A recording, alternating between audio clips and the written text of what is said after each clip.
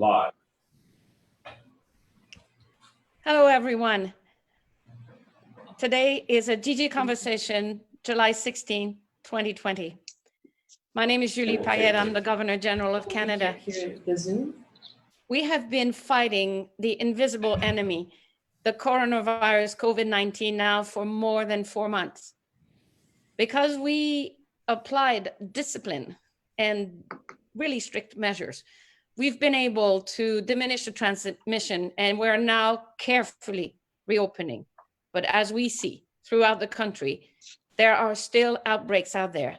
The virus is not gone. So more than ever, we have to keep our guards up. We know that the virus does not discriminate, that it will hit anyone. But we also know that it has an impact, and a more severe impact, on some segments of our population, the most vulnerable. In previous conversation, we've discussed how the pandemic has impacted artists in the performing arts, on people who are homeless, and on graduating students that did not have a graduation ceremony. But today, we will focus our attention in our conversation on a very important group of Canadians, our fellow countrymen and countrywomen who live with disabilities. And to help me shine light on this most important topic and how the public health crisis has affected people with disabilities, I am joined today with 3 outstanding persons. First, I'd like to introduce Benoit Huot.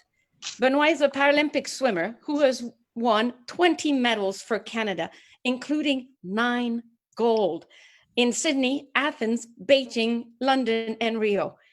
He's now retired as an athlete, but not retired from sport. He is sports broadcaster and motivational speaker.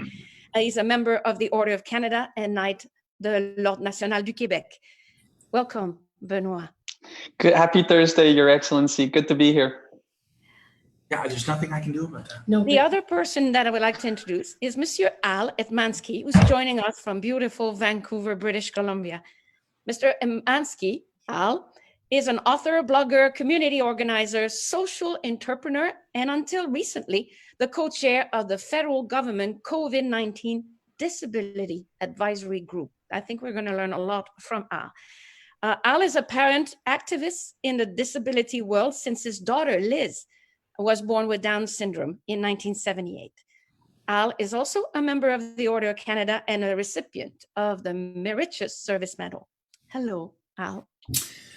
Good afternoon, Your Excellency. That's the last time I'm supposed to call you that now. From now on, it's either Madame or Julie.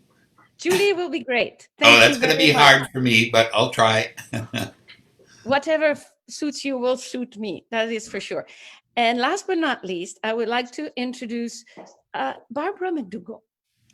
Barbara has been blind since birth, but she graduated from Queen's University with a concentration in music. She and her partner, Alex, have a band called Beautiful Cosmos, which I think is a really appropriate name. She performs as a freelance musician in the Kingston area. And well, my first question will be to you, Miss McDougall, Barb. Thank you so much for having me here. I really appreciate it. There's a cat too. It's us. That's perfect. Cat lovers, I am one of them. Barb, approximately 1 in 5 Canadians, which makes about 6.2 million people aged 15 and over, report having a disability that limits them in their daily activity. You are blind from birth. Now I have to disclose that Barb and I have a bit of a relationship because she is my niece, and I've always been incredibly impressed by her. I will never forget the first time I saw her come out of the water and water ski like a pro, like I could never. Maybe disabilities can prevent you from doing a few things, but not everything. And definitely, Barb, you can answer that question. What, in your opinion, has been the most challenging part for visually impaired people during this pandemic? That's a really interesting question because I feel that actually I've been one of the really lucky ones. So I did work a little bit. I started my own business and I was visiting clients in different group homes and care facilities and stuff like that and playing music with them. And so that stopped, everything stopped. And we just kind of had to sit at home and wait it out. Everything closed. I have a really large love of swings, which sounds weird, but I really love them, and that all closed. And that's what I do to kind of stay sane. And exercise was really hard. So we had just been, a couple of friends and I had been doing a 100-day fitness challenge. We were on day 69 and we were swimming and it was glorious. And I was swimming 3 kilometers a day and everything was cool.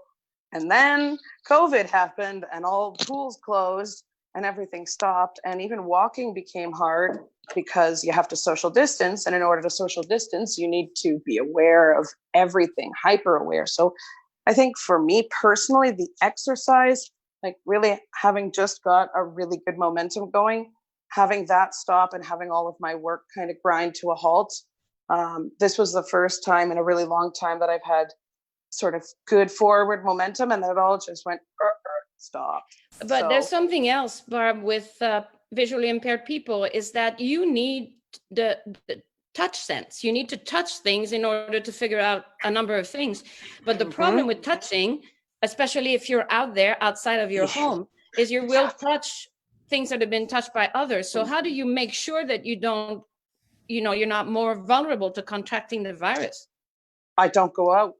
I honestly don't go out. Like that's the rough, like sometimes I'll go for walks, like kind of slow walks, but I don't go out much. And I just am at home and sort of spending time here. I get everything delivered because that's just easier. And I will keep doing that actually after the virus closes. So at some point, maybe we can talk about technology and how I've actually learned a lot.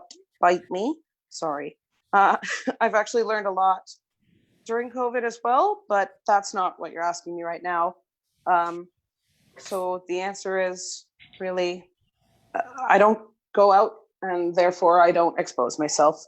And that's interesting because Al, you wrote in the Globe and Mail a very interesting article in which you mention the importance of social connection.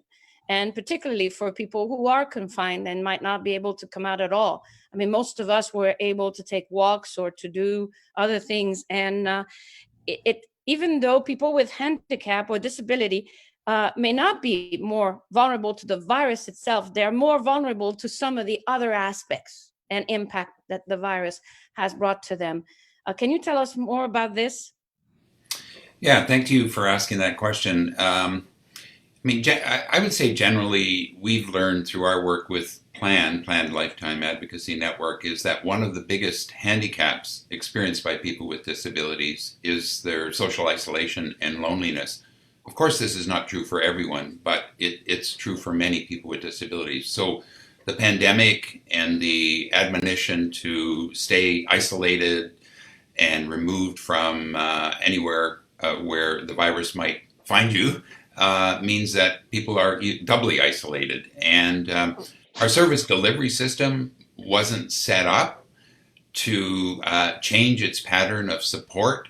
So the result was that people were isolated, not only from family and friends, but also from service providers. Over time, that changed. But in the short term or medium term, that meant that you were on your own to figure out how to get your groceries. You're on your own to figure out how to get attendant care because they were in short supply. You were on your own to figure out how to manage a lot of the things with regard to daily living, let alone, the huge emotional impact that we've all felt. By being isolated by our family and friends. It's become very, very hard on everyone, but it doubles down. So that is true for people like Barb who are autonomous and live in their own home. However, I have a question here from, and by the way, for those who are listening on YouTube or in Facebook, if you have a question for us or for one of the guests today, please send them in and we'll do our best to read them live. I have a question that was sent in advance by Patricia Neves from Nova Scotia, and she is the acting executive director of Nova Scotia Association for Community Living.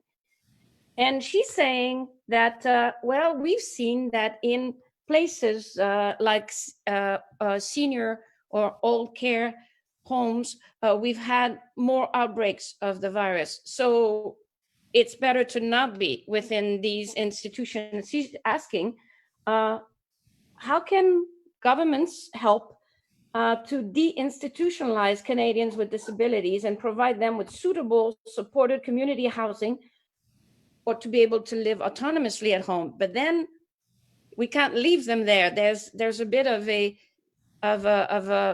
equilibrium to be struck, I guess. Yeah, I think you raise a really important point here, and the key word is equilibrium or balance. And so a programmatic response for any of us by itself is not sufficient. What we expect with our programs and services is a milieu of interaction, a milieu of inclusion, a milieu of social supports and accessibility. And so we know how to close our institutions and our congregate care facilities in Canada. We've done it.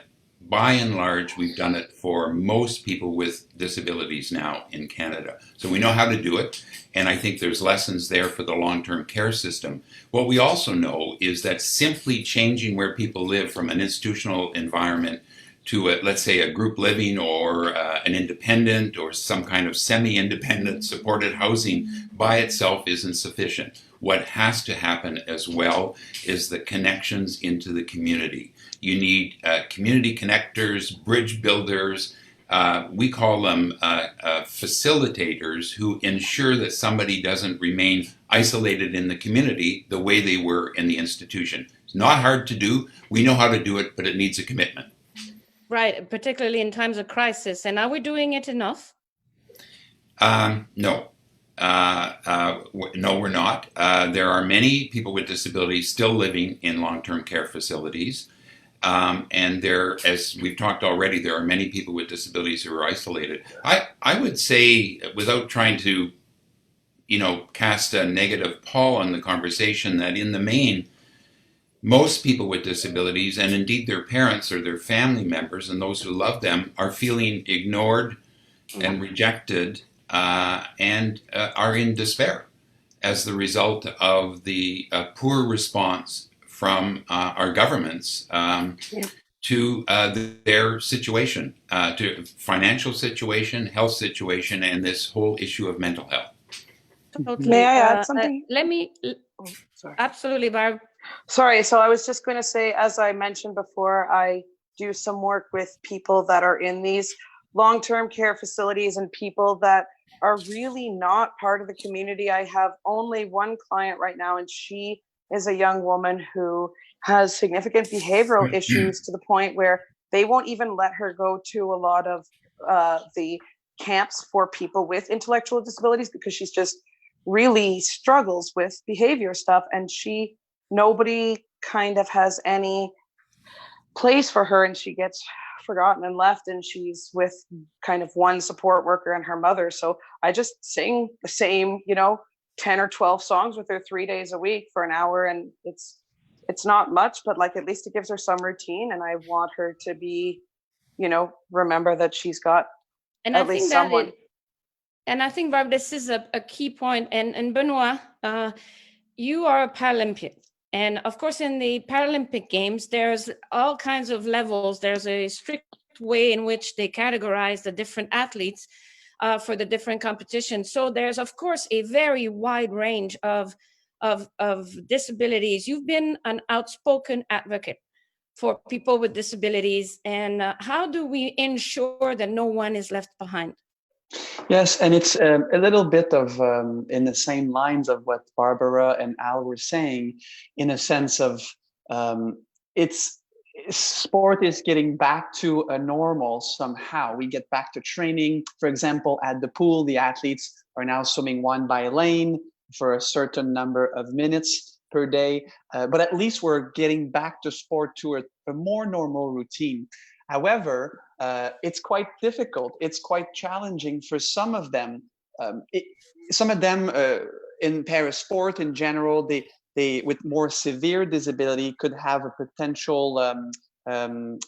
a lower immune system, and it could be dangerous for them to expose themselves sooner than later. Imagine, Your Excellency, if you're in that position where you have to choose between your health and safety, and let's not forget, but put on the side your dream to go to the Paralympics, because it's quite difficult. And anyway, the Canadian Paralympic Committee, many different sporting organizations across the country are helping those athletes, even though they are isolated, and giving them the tools and the support to make sure that they can potentially and hopefully realize their dream in a few months and go to the Tokyo Paralympic Games. But it is quite a bit of a challenge. And I think it is also, however, a goal that they're pursuing, which helps a lot in the inclusion part. We have a tendency sometimes, because especially if we've never lived with a difficulty that happens if we have an accident, but it is very different to live it and then just to look at it. How do we make sure that we make this an issue for all of us? Al, would you like to take that question? How do we sensitize people to make sure that we include the richness that people with disabilities bring to our country? Yes. Well, let me start by answering by saying that's the important phrase. How do we make sure that we include the richness, the expertise, the talent, the wisdom, the incredible contributions that people with disabilities can make, have made, and would like to do more of? That's the key question. And until that question becomes the defining question, Julie, I don't think we're going to get where we need to do, because most of the time it's what I would consider some kind of a rear guard action. It's a kind of a programmatic response, but not based on an imaginative set of goals. I notice on the screen here we have mission control. When somebody decides they're going to put a human being on the moon, it galvanizes resources. It brings people together.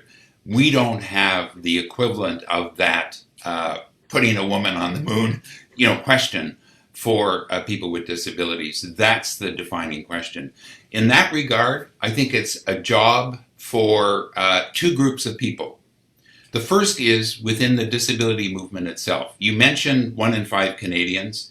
In fact, the disability movement involves 3 in 5 Canadians, because every individual has a lover, a husband, or a spouse, a family member, parents, friends, service provider. So conservatively, the majority of people in this country have a direct connection to disability, but we're not united. We're not as united as we could be. And so I think unification is a key strategy. That's number one. And then secondly, to reach out to the general Canadian public. When you have 60% of Canadians with a direct understanding, as you do with your niece, of the potential, the power of people with disabilities, we need to figure out a way to build on that base. So if I may, those are the two constituencies: broad public support and unifying the broad disability movement. And to see them out there. We do with Paralympics because we applaud them. We are so in awe of their exploits. But it's interesting you mentioned space. I've always said, because once I had a little girl who asked me a question, can I be an astronaut one day? And she was in a wheelchair. And I answered, not only you can be an astronaut, but this handicap that you have here on Earth will pretty much disappear when you're in space, because we don't use our legs much. And we use our arms to propel ourselves within the spaceship. We're in weightlessness. And there's always somewhere where someone can contribute, no matter what and who they are. But Barb, you mentioned to me a number of times that employment is not an easy thing to find. No, yay. Thanks. I'm glad we're going to bring this up because this is a big deal for me. And I don't know, like, really even how to go about saying what I need to say. But the brief thing is, a lot of us are qualified. So Doug no, okay. A lot of us are qualified to be people that do things. I have a music degree. My fiance has a degree in, counseling and mentoring studies. I have loads of friends who have all kinds of different degrees that aren't being hired. And one of the biggest challenges, other than that people genuinely see us and think that we aren't capable of doing stuff. And I understand a lot of people don't know better, and it's our job to go out there and prove them differently. Yes, I understand all of that. However, it's very hard to prove somebody differently about that when they do not even give us the opportunity. Especially the main thing for us is whenever Alex applies for a job that is in his field, including working on a crisis line, he is asked and told that he absolutely, without question, needs a driver's license. Now, I don't know about y'all, but if I'm driving a car, that's going to end poorly. And also, I don't know about y'all, but I don't think I need a driver's license to answer a phone. Now, maybe there's more to this that I'm not understanding, but I think a lot of things that we struggle with are because people want the driver's licenses, and we can get from point A to point B. We can take access buses, we can take Ubers, we can take cars, we can hire a person to drive us maybe.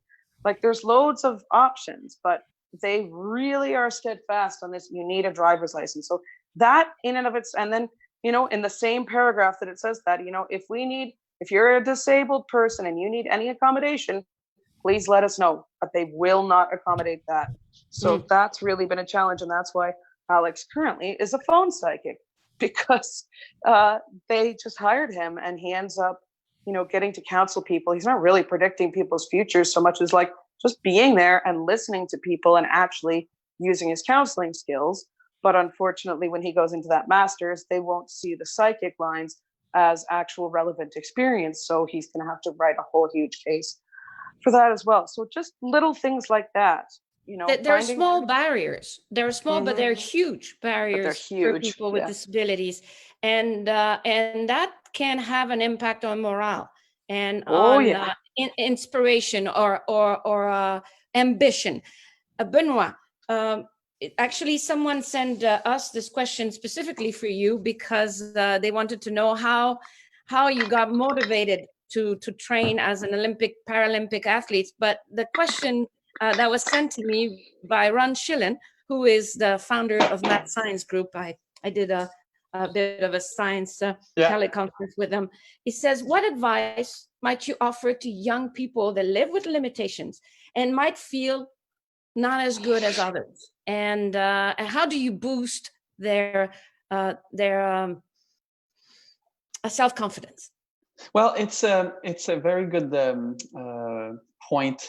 When you grow up as a kid, let's say you were born with a disability or coming from an accident or a disease or anything in a way that it changed your life and you're limited. It's funny because I was born with a club foot, so it's not a big disability, but I was a bit different. Growing up, difficult to run. It took me a few more years to walk. I think the average kid could be like 12 months, and our daughter walked when she was about 12 months. But it took me about three years to start walking properly because of the weakness that I had in my ankle. Anyhow, it's only when I was 13 years old that I saw someone on television. So the power of the media, that he was a swimmer. His name is Philippe Gagnon. And I realized, oh, wait a second. Philippe is exactly like me, or somehow has probably had the same type of journey as me growing up. And he inspired me within an instant. So I think having role models to boost yourself, to build that confidence, to give you example that it's possible. I think it's a very powerful tool, and that's exactly what I did growing up, to try to build that confidence. And I think to also add to what Barbara was saying, you know, and and again, it's everyone has different position and in a different situation also, but I think different programs through the country, or a different initiative that we can do as Canadian, is potentially with the new reality that we're living now, more working from home, not having to potentially not having to travel as much in future months and future years, that can create a greater online community, and potentially give more possibility for those individuals that are living in a difference or with limitation, for instance. So I have lots of hope. I want to finish on a positive note, you know, Yes. and lots of hope that I think we can minimize that isolation that these individuals are living. And key to this is definitely employment, and making sure that there's possibilities for them to contribute to the society with their wisdom and their innovative spirit.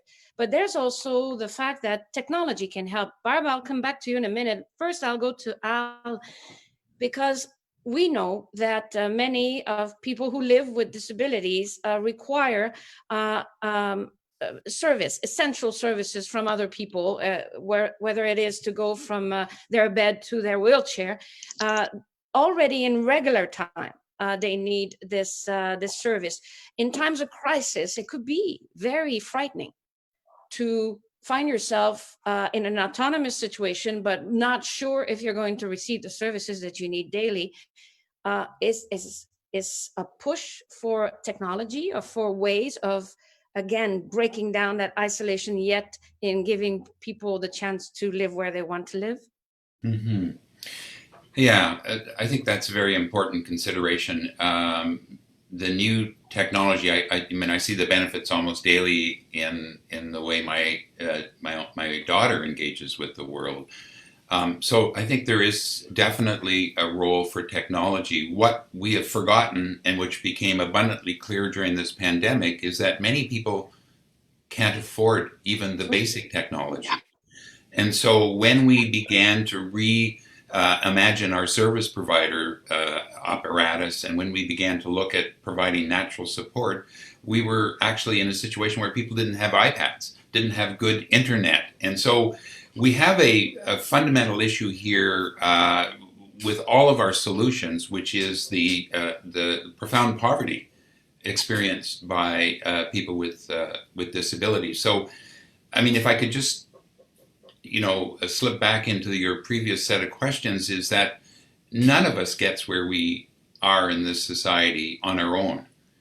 And our ability to make a contribution is a do-it-together project, not a do-it-yourself. So I would not want technology to further isolate people, or to convey the impression that that's not all that's necessary. The whole point about accessibility is to get people in the door for the first time. We're overdue for a widespread apparatus of that in Canada. But the second stage is inclusion.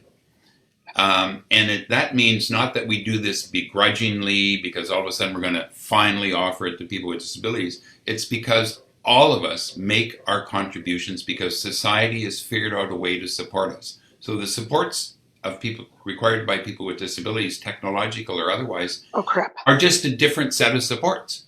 That's all, but it's still our societal obligation, and that is the do-it-yourself project. That is genuine inclusion, if I may. It is. And Benoit, the technology, and you're so right, Al, in saying that it cannot be a further means of isolation. On the contrary, it's a means of inclusion. But for that, you have I know, and I don't know how to turn it back on. Sorry. Barb is coming back on in a minute.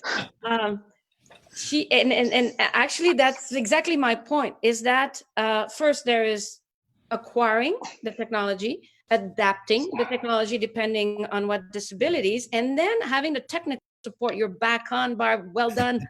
Sorry.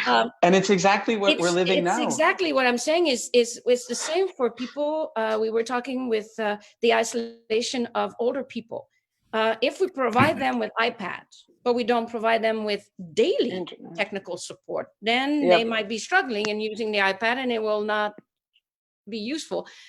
What about you, Barb? How did you learn? How did you put all your computers and your devices together? You had someone helping you at first, correct? Yeah, so actually it's interesting because we really have come so far with technology since I've been in school. So when I first went to school, when I was 7, I think was when I first got my computer, and it was an Apple IIe from 1986, and it had the old like 5.25-inch floppies, and it had a crazy voice synthesizer that was barely understandable to normal people, but we understood it because we used it all the time. But it just like was super basic. And then we got like Windows 95 eventually, and we had programs that cost thousands and thousands of dollars that we had to put on to make them speak. And now we're living in a world where there are free screen readers. So a screen reader, for those who don't know, is the software that reads out loud what your screen says. It reads it with a voice. And we now have that for free built into all of the Macs, all of the Windows machines, all the iPhones, all the Androids. Like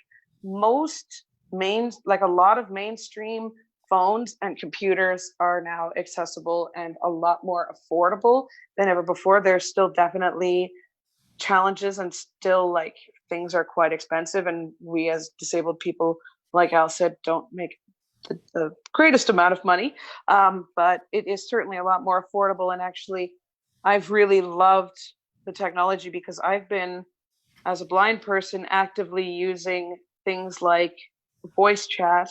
So I don't use Zoom usually, but there's a program called Team Talk and another called Team Speak that a lot of us have been using. And I've used these programs and met people online since 2012. And in fact, that's how Alex, my fiance, and I met. And we became best friends. We met in 2012. We're good buds for a few years. We used to play an online game together, and we became, best friends in 2014. And we used to talk all the time. And we spent most of our relationship when he was in England and I was here, we would be voice chatting. And we still do that now with a couple of friends during quarantine. We've had what we call the quarantine crew that have hung out. And we've actually even brought some sighted people into the fold and really apparently helped them get through their quarantine because they were feeling very isolated and not being able to do a lot of things. But we brought them in and just kind of hung out, And I think, Barb, and if I can reveal to the people who are listening that you and Alex were supposed to get married. Yes, you will, but just in a few weeks from now. But because of the pandemic, this has been just slightly postponed. What we're saying here is that the technology can really make a difference. I mean, certainly, we can't tell what kind of handicap you might have if you are using this technology to communicate with people and definitely to do useful work. It is, however, very important that as a society we gear up in order to provide these kinds of things, and that it is our duty and our issues as well. Al, in particular, you're a parent of someone with a disability. What would you say to parents out there who are maybe struggling and would like to give this opportunity, a better opportunity, whether it's to become an athlete like Benoit or a musician like Barb, or we also have Catherine, who's our expert sign language interpreter. How do you encourage them to say, don't be afraid? Because I would think we are sometimes, no? Yeah, I think if I was to follow my own trajectory as a parent, well, first of all, I should say the parents I know, and I'm connected to, I would say now, look how old I am, but tens of thousands of families I've met, and they know, they pay attention to what their son or daughter, family member needs and supports. And so they've been a big push in supporting their sons and daughters. Minister Qualtrough, the Minister of Disability Inclusion, pays a great deal of credit to her mom and dad, for her mother and father, for supporting her. my own my own challenges were I kept searching for miraculous cures, somehow thinking, to be truthful, that maybe my daughter wasn't as perfect as she should be. So I had to come to terms with the fact that she is perfect. And so that search for a cure is important, but it's not necessarily the most important. If it ain't broke, don't fix it. And then I tried to find a way to make her fit in with the rest of society, which had the potential to dampen her spirit.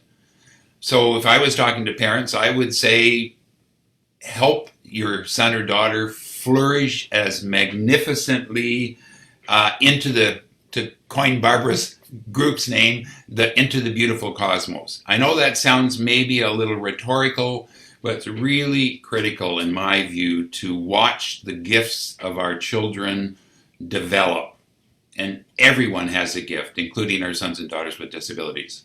And I think this is exactly what inclusion means. Inclusion means that you develop your dreams and your ambitions, and you don't take no for an answer. You might need some support here and there, but we all do, and we shouldn't treat them differently. I had the absolute chance to go to Thunder Bay in January, just before the pandemic hit, for the Special Olympics, and I tell you, they definitely are much better athlete than I am, and I thought I was okay. There's no way I could run or do precision like they did, but more importantly is that was their ambition, and they felt that they could accomplish anything. It was a very eye-opening for me. So I turn back again to you, Benoit, because we have another question here. We're curious because you had some challenges to overcome, and then you decided to go all out. What moment did you realize that you could go out there and win medals for Canada?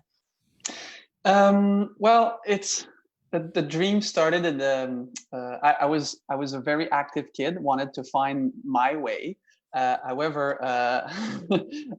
my dream was to become the goalie for the Montreal Canadiens. I was a 6-year-old kid, but my mom said, "Wow, that's a great goal, Ben." But she wanted to protect me like a good parent, and she said, "Maybe it will be challenging just to try to skate somehow."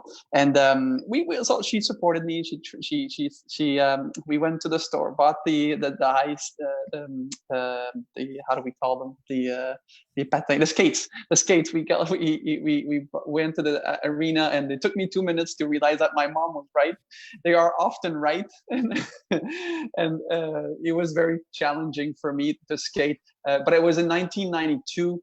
Let's say, to answer your question, Madame, I saw Mark Tewksbury, the great Canadian swimmer, a legend, winning Olympic gold medal at the Barcelona Olympic Games. And it wasn't the Paralympics, and there was not much broadcast and many example back then of individual with disability that had success. However, seeing that incredible performance of Mark Tewksbury really inspired me, and this is where I decided to become a swimmer myself.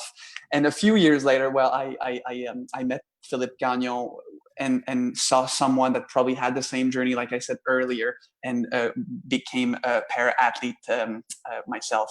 But it was all about trying to get inspiration and get influenced by them, which was quite helpful for me. And you said, Benoit, I've heard you say many times that you hope for a time in the future when winning a Paralympic gold will have the same resonance as winning Olympic gold. And that's the dream, that's Julie. The dream, that's and the we dream. need to keep having the dream. Can I add to that for a sec? Certainly, Barb. The other part to that dream is that we will get the Paralympics to be played on all of the television stations, just like the Olympics, instead of just trying to find it on some stream that's buried in the bowels of the internet somewhere. And Barbara, I'm going to give you a scoop. I know we're live here, but I can tell you, I'm not going to give numbers, but next year, it was supposed to be in a month from now, but next year, I think Canadians will have the ability to see double the time on national television of what we were seeing at the previous Paralympics. So this is very Well, that's positive something. for all of us. It'll be Little bit awesome when of it's all of the time. time, but that's awesome. Lady, gentlemen, unfortunately, this is all the time that we have on this conversation. I thank you very much. And I'd like to quote, it's a little quote that I read in the PEI Guardian. It was written by Marcia Carroll, who is the executive director of the PEI Council of People with Disability. And she said, "We all benefit from a society that allows all its members to experience full citizenship. When persons with disabilities can participate fully in all aspects of society, including accessing employment, resources, and services, it enriches Canada's community economy." I cannot agree more. And I think this discussion is only part of a long overdue dialogue that we need to continue, all of us. Just like it was all of us duty during the pandemic to stay confined, to help each other, and to save lives. The issues of people with disabilities are all our issues. And I thank you very much for taking the time today to talk about this important topic. Merci Thank beaucoup. you. Thank you very Thanks for much. having us. Jesse, All the best. Have a great Go summer. Canada. right. Go Canada, guys. go. Go Canada, go.